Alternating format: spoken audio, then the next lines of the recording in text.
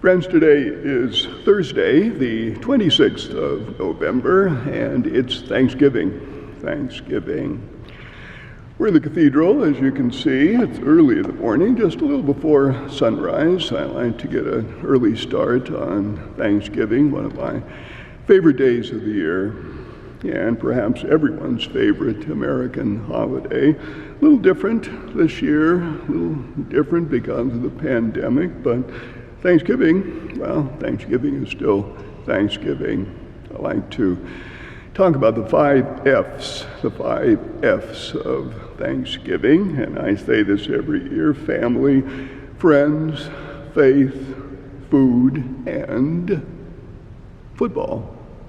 And all of them affected a bit by this pandemic. Our gatherings a little smaller.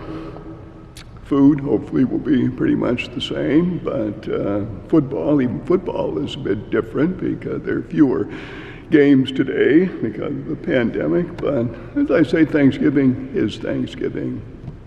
And important in all those F's is faith, our faith, an important component as we gather together. Fewer in number, of course, in the church. We only have capacity for 25 during this pandemic, but those of us who are here gladly gather around the table of the Lord, the table of plenty, to celebrate the Eucharist. That, of course, means Thanksgiving. But the first thing I'm grateful for this morning is the fact that we're here. The fact that some of us are hopefully still healthy and are able to celebrate this Thanksgiving. And I look forward all year to our Eucharistic celebration, even though it's smaller this year, but it's one of the most joyful and happy occasions to celebrate the Eucharist. Everyone is in a pretty good mood because it's Thanksgiving. We look forward to family gatherings and food and football and so on. And everyone who's in the church today is here because they want to be. There's not any obligation to be here. It's not a day of obligation. In fact, not really a church holiday, but when something is called Thanksgiving, it seems like a good occasion for us to get together. And the joy of this table of the Lord, the joy of this table will certainly spill over into the next table, that next table with turkey and dressing and potatoes and gravy and pumpkin pie and so on.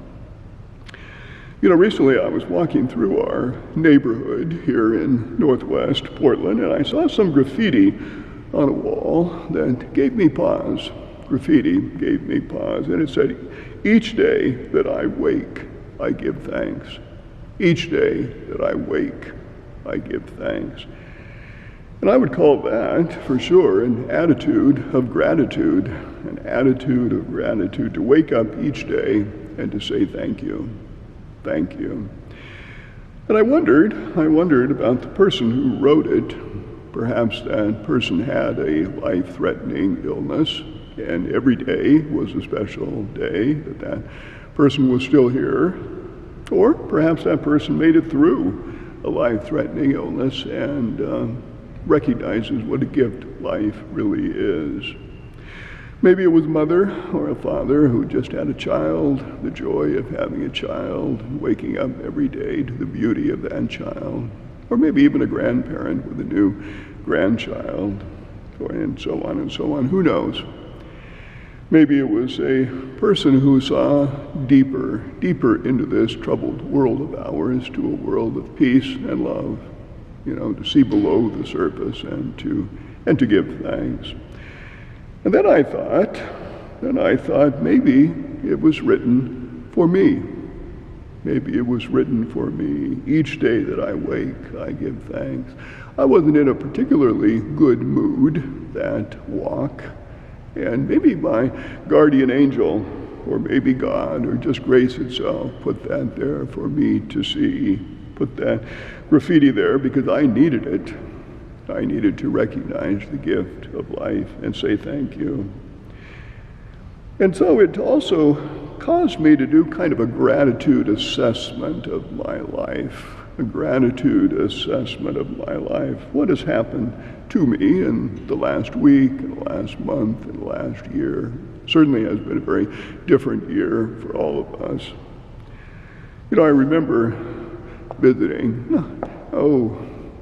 not too long ago, but visiting our cathedral kindergarten class, and I asked the kids what they're thankful for. What are you thankful for? These are little 4 or 5-year-olds, and it was all very simple and very ordinary what they were thankful for.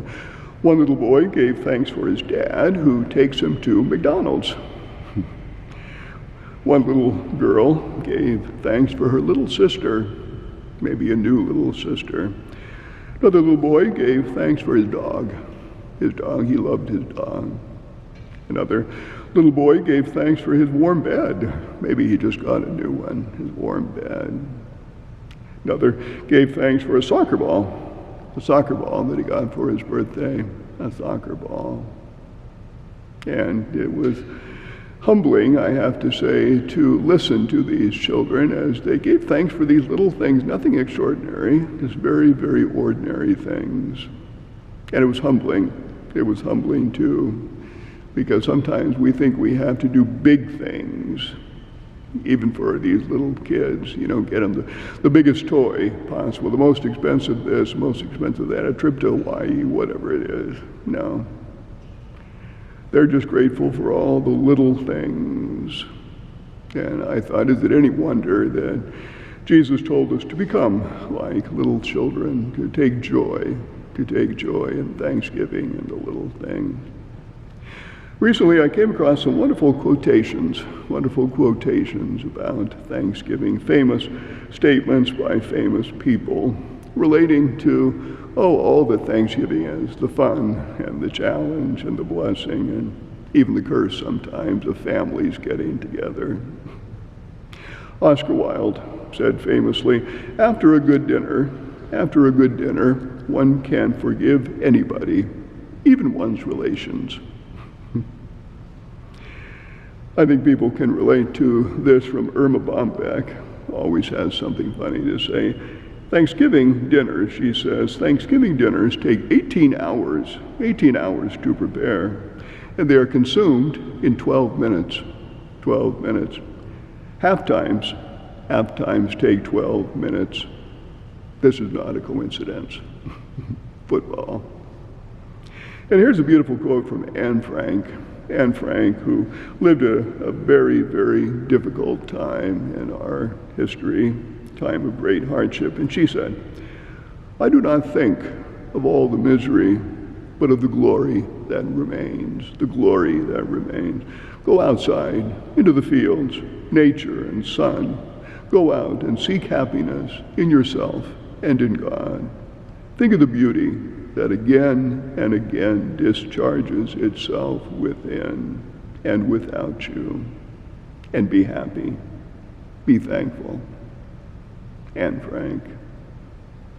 Dorothy Day, the Catholic author, great promoter of social justice, co-founder of the Catholic worker movement, and now even a candidate for sainthood, asked that only two words be put onto her tombstone. Deo Gratia. Deo Gratia. Deo Gratia, thanks be to God. Thanks be to God. And that's what we celebrate today and every day. Hold that thought, and we'll see you tomorrow.